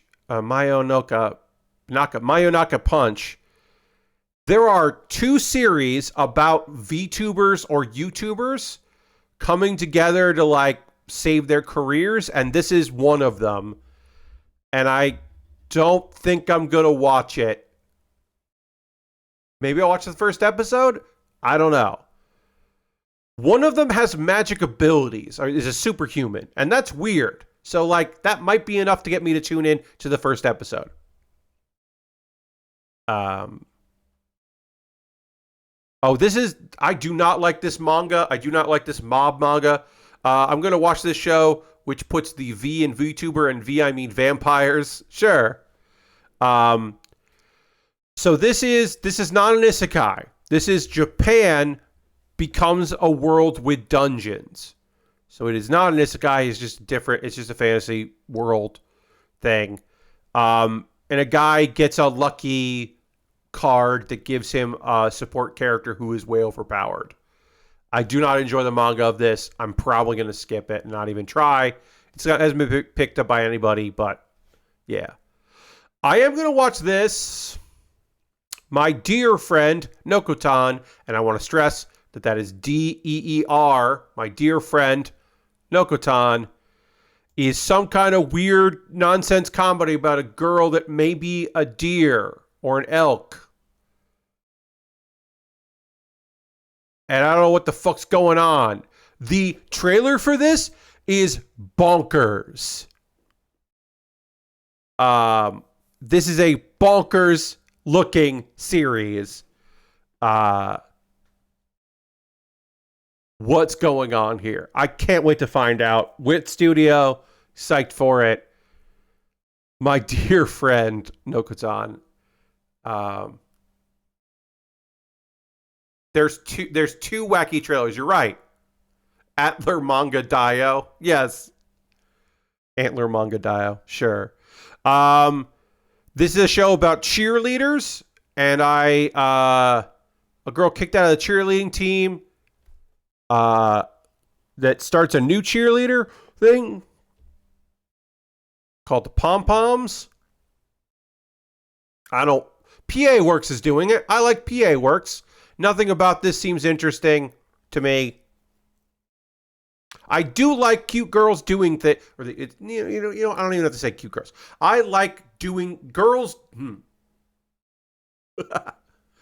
I appreciate the subgenre girls doing things. The thing, like, be it camping, pottery, whatever. I like those kinds of having a motorcycle club. I like those kinds of shows. So maybe I should check out this. Maybe I will like Cheer for You. But I don't know. More Near, I liked the first one just fine. This is an action series set in feudal Japan. That didn't seem that great. Cloverworks is great though, so maybe. No Longer Allowed in Another World. Oh God, what is this one? Oh yeah. So the more near, the better. Hell yeah. So this one is interesting. The manga for this is engaging. You know how like there's a show's like Shield Hero is one of those isekai where the main character doesn't want to be there and isn't thrilled about what's going on. And there are a few of them. The Fatal Frame one, or whatever it is. Yeah, Failure Frame, the Edgelord one. That's another one of those, like, summoned, don't want to be here, everything goes wrong. This dude just wants to find a place to die. This is the real Suicide Squad isekai. Yeah, we'll get to that very soon. We'll get to that. But yeah, this one, this dude is like, he's not from like a modern Japan. He's from the he's from the 1900s, early 1900s, and he just wants to die because he was supposed to be part of a murder-suicide. And now he needs to keep up his end of the bargain. And life, this isekai world won't let that happen. It's weird. It's a weird manga, and I'm excited. I'm surprised it got an isekai. Or I got an adaptation, I'd say. Oshinoko Season 2. You know it. You know I'm going to be watching this. The reason to have a High Dive next season is Oshinoko Season 2. God, Oshinoko was so good. Excited for more of it. It's fun where I'm like, I can tell that some of this is because this will be them acting and doing performances, but there also could be action in it. I'm hoping there's some fucking action in it, because I am more interested in the murder mystery aspect of it than I'm interested in the high school drama aspect of it, or the young performers drama. Sorry, my eye here. Pardon me. So hopefully we'll get some of that. Our Last Crusade, or The Rise of the New World Season 2. I did not watch Season 1 of this. I will not be watching Season 2. This was not the one. Was this the one about the guy with the rings? This might have been the one that was technically an isekai. Or it was an isekai. Our Last Crusade. I can't remember. I didn't watch this one, but I can't remember what it is exactly. Let's see. Empire in 71st century. Swordman and a witch fall in love with. Okay, no. So it's not that one. It's not the one with the rings. Actually, I think that one had rings in the title. So okay. Plus Size Elf. Look, I can't say for sure that I'm going to watch this or I won't watch this. I think this manga is perfectly fine. Plus Size Elf isn't the official title from the studio. It's supposed to be Elf Can't Go on a Diet. I mean, this is just I think this is the title they took from the scanlation of it. I didn't really like the manga of this. I think it's fine. I don't think it's great. I could see myself watching this like every couple weeks, but not weekly. You know what I mean? Because I do think it's fine. but it's not like, oh, this is a must watch. Pseudo harem. Yeah, no, I'm all right. Quality assurance in another world. Uh, so I don't. It says in another world, which makes me think this is an isekai. But I don't know anything about this. I think I started reading the manga once and then didn't finish it, or didn't even finish starting like the first chapter. But it is the premise of this, like, the King Seekers and this guy. It's like a girl who doesn't know how weird the world is ends up coming along for the ride and learning about all this world through the King Seekers. But it says quality assurance in another world, which makes me think that it is an isekai, but I don't know if it is. And the only reason I say so is because I do every anime season, I do like to talk about all of the isekai that are out that year, or out that season, I should say. So I'm like, is it an isekai or not? Like, I don't know. I'm like looking it up right now to see if, like, is it a hidden? Is like, did anybody tag it as an isekai? Okay, it is an adventure fantasy. Source is a web manga. Okay, this is giving me some information. All right, nobody is labeling it as an isekai, but it says another world, which makes me think it is an isekai. So I don't know. When I do my, like, every isekai this season or whatever, I'll probably just, like, talk about it, but not, but say, like, hey, I can't tell if this is or not, because I don't know. But it looks good. So either way, I'm going to watch it. Ramen Akaneko. I hope someone picks this up. This is about a girl that works at a ramen shop. But she's not working there to serve it. She's working there to take care of the cats that work there. And this seems cute as hell and looks neat. I don't know if anyone's going to pick this up. I hope someone does, because it seems cool. I like the trailer. This is this is more of the Sengoku Yoku. This is more of that. I did not watch the previous, so I can't give you any thoughts on that. It's almost 11, so I'm going to pick up the pace a little bit here, friends. Senpai is an Otoko Noko.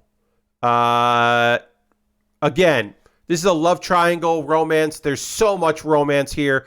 This does not have any twist that interests me. This is not going to be one of the romance anime I check out. How to Become Ordinary. Oh, yeah. Okay. This is a mystery series that, like, kind of seems interesting. I don't know. It's on Crunchyroll. Sorry, I'm going to adjust my seating here. Oh, right. I have adjusted my seating. So I'm not leaning back as much because I've been sitting in the same position for 2 hours now. Had to move around a little bit. Yeah, there's something about this that does seem interesting. It's on my maybe list. I'm not going to watch Shy because I did not watch the first season of Shy. I know some people really like Shy, that really enjoyed it, that it's like a modern kind of, like, it's got the bones of a magical girl series, but it's definitely a superhero series. I have heard good things, but I gave up on Shy like 2 episodes in, so I don't think I'm going to go back in there. But maybe someday I will get to it. Suicide Squad Isekai. It is what it says on the tin. Wit Studio is a good studio. They are making an isekai based on the Suicide Squad. So look, Blank in Another World as a parody of isekai exists out there. Minor characters from Baki and Fist of the North Star have had isekai. The idea of like a already established character, but then we're going to put him in another world, in a fantasy world. There's one about a person who, which is official in like not canon but official. There's the one about like reincarnated as Yamcha, like it. That kind of they've dipped their toes in there. It is a Japanese studio doing it. I'm probably gonna check it out.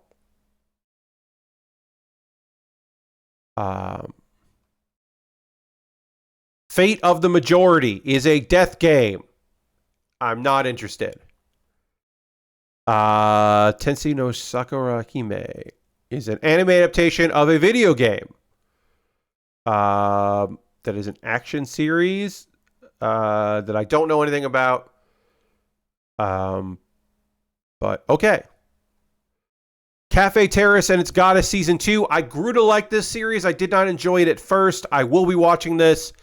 It's not my favorite, but it is something where I'm like, yeah, I'll get to it. Here we go. Here is the other show that is not an isekai, but the main character is an overpowered protagonist, where the premise is that he is a guy who is good. Never played the games, but it was affiliated manga you read and enjoyed. Okay. The Osan newbie adventurer, trained to death by the most powerful party, becomes invincible. So this is just a dude that like wanted to be an adventurer, didn't make it, became a guild employee, was a good guild employee, and then the strongest people in that world were like, no, you could be an adventurer. And he's like in his 40s. Like he's my age. His name is Rick Gladiator also, which is very good. But yeah, the strongest party is just like, yeah, we can train you. And he goes through hellish training and comes out the other side, F rank still, but one of the strongest people in the world. And then there's like a MacGuffin thing. Basically, they have to collect a bunch of things because they're, I can't even remember, at this point, I can't remember why, but they have to collect a bunch of things. And so they have to go on some adventures to collect those items. And there's introductions of some characters that come in that are strong, but not nowhere near as strong. So that way you get the sense of, oh, these people are weird. You can't see in this that there is a little girl in there that is like there's a person who's great at magic. There's like a weapons expert. He's obviously very strong. He is an ogre who is so strong and smart that he just can talk. There is a girl that is an elf, but also the maid, but incredibly strong. And it's good. The manga of this is great. I'm glad Crunchyroll picked it up. I'm glad I can immediately check out the Osan newbie adventurer, because I really like the manga of it. I don't expect, so I can't say this is a bad choice. If this is the road you want to go down, if you wanted to check out The Strongest Magician in the Demon Lord's Army Was a Human, and the story of Ike, a human that is hiding the fact that he's a human while working for the Demon Lord's army, you could do worse than that. I think the Strongest Magician is a fine series, but it's a manga where I'm like, oh, there's a new chapter, and I'll get around to it. And the demon, I just want to look this up.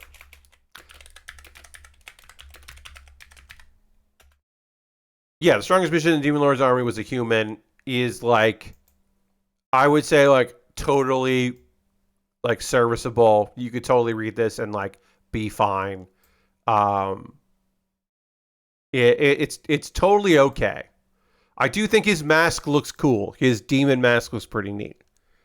Because he poses as a lich. Tower of God Season 2.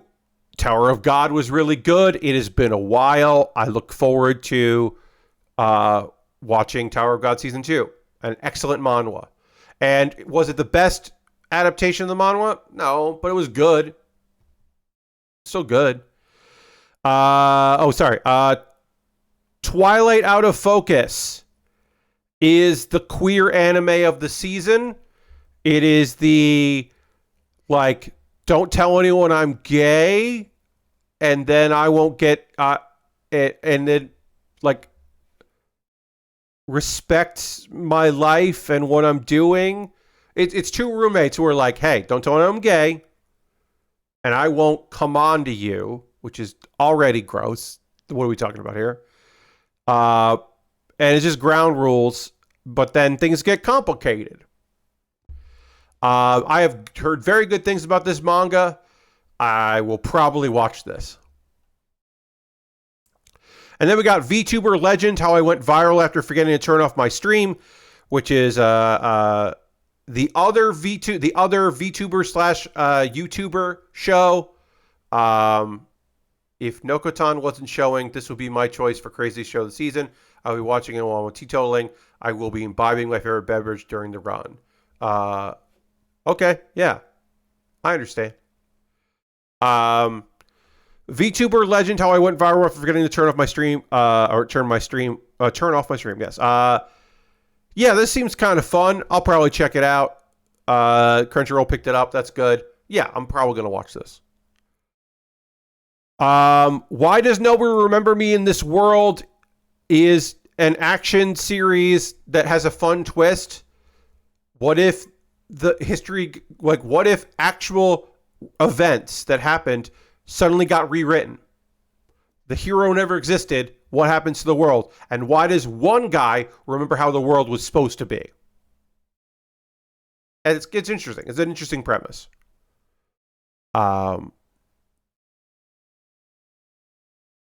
Wisteria Wand and Sword is another one of those shows where it's got a good boy main character, a hardworking guy, a guy that's trying his best.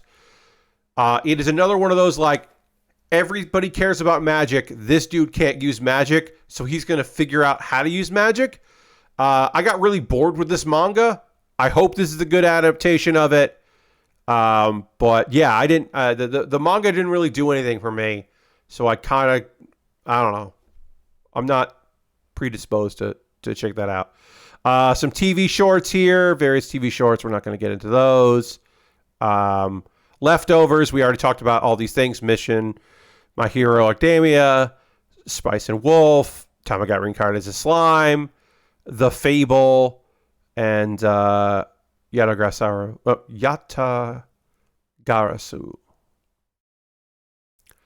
Bocchi the Rock, the second Bocchi the Rock compilation movie. You're Next, which is My Hero Academia movie, the fourth movie. Another Crayon Shinchan movie. This is the 32nd Crayon Shinchan film. We're gonna cut through all these movies things because I want. That does look fucking cool. Mononoke. That does look neat. Movie about a VTuber boy named Strawberry Prince from Linden Films. Because there is an ONA that is coming to Netflix that I want to talk to you about because I am excited. Oh, the colors within looks fucking gorgeous. I don't know if we're going to get that with the subtitle, but that looks gorgeous. Science Saru is making it. Of course it looks gorgeous. It's Science Saru. They don't miss. Okay, so let's find it. Let's find the thing we want to watch here. Code Geass. There's going to be another Code Geass anime thing. Series that's 4-part theater pre-screening in Japan.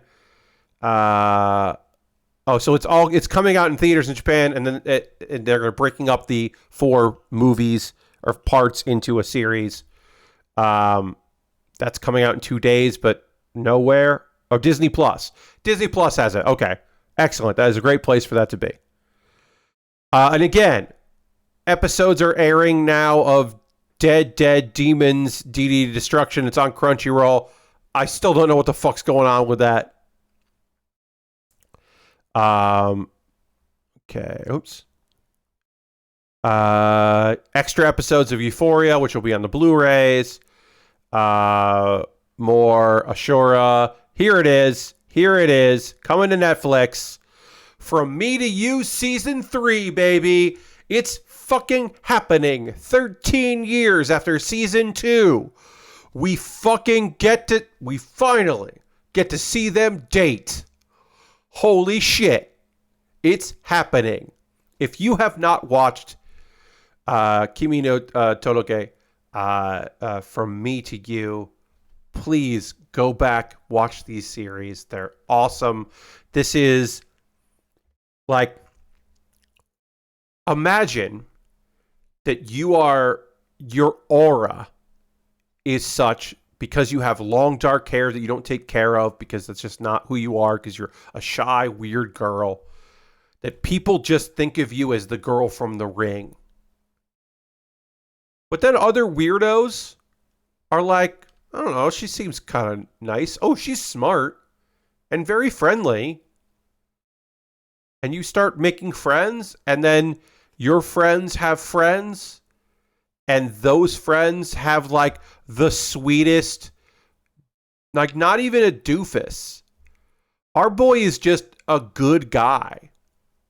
And there's like one dude that kind of sucks, but he sucks in an okay way, in a high school way. And the first season is just like, what if this girl like started to feel okay about who she is and the people around her? And there's drama because she's spending a lot of time with a dude that popular girls have a crush on. And so there's going to be some shit. But she's making friends and she's trying her best. And it's a slow burn love story. The second season ends with them being like, I guess we're dating now? And then 13 years later, we're getting the part where they date. It's a victory for me. I win. It's coming out in August. I hope all of it comes out, and then I can just watch it all on Netflix. We're getting more of From Me to You. I'm so psyched about that. When I found out that we were getting that, and it's Production IG, and they're going to do a great fucking job with it. Oh, I'm so happy. Is there anything else in here? There's a Production IG is also doing a Netflix thing called Terminator Zero. That could be okay. 8 episodes coming in end of August. Sure. I don't fucking know. Why not? Let's see if there's any other mini-series things. And then, there's an OVA stuff. Sometime Yuri Camp has had, or Laid Back Camp has had their OVAs show up eventually on Crunchyroll. So these could come to Crunchyroll, and they're going to be 3. So they could show up. I don't know. But that is going to do it. I'll do a proper outro for the live stream, but I will just say in the comments below, let me know, what are your hidden gems from the spring season? Folks, leave a comment on the YouTube video. Let me know what you're watching coming in this upcoming season, the summer season. You can let me know, even though you can let past me know, oh yeah, that show is on Crunchyroll, or High Dive got that show, or oh no, that show is on Hulu. You can let me know about that. And thank you so much for watching this video, and then there'll be more. I will probably in the next video will be talking about all of the isekai out this season, and I will finally do my research and find out if those 2 shows that I think might be isekais are isekais or not. Thank you for watching this very long video.